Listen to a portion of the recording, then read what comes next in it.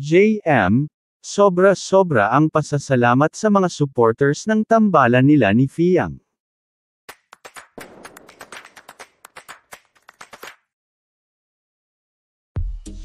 Sobra-sobra ang naging pasasalamat ni JM sa lahat ng walang sawang sumuporta sa kanya hanggang sa huling laban niya bilang housemate ni Kuya. Pinasalamatan niya ang lahat ng mga nagtulong-tulong para mailigtas siya sa mga naganap na eviction lalong-lalo na sa kanyang mga kababayan.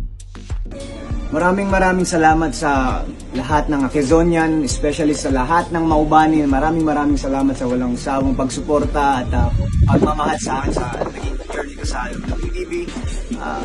Naway pagpalain kayo ng Diyos at stay healthy.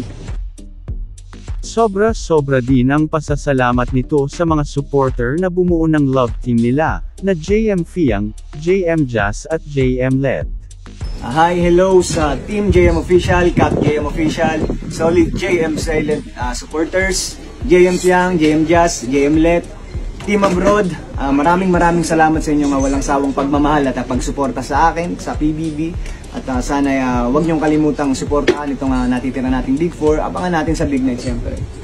Love you all.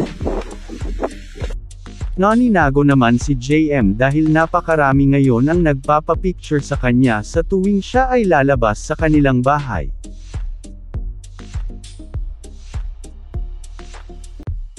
Sobrang happy naman ito sa muling pagsasama-sama ng kayang pamilya at nagkaroon ng pagkakataon na makausap niya ang kanyang ama at makapiling ang buong angkan ng pamilya Ibarra.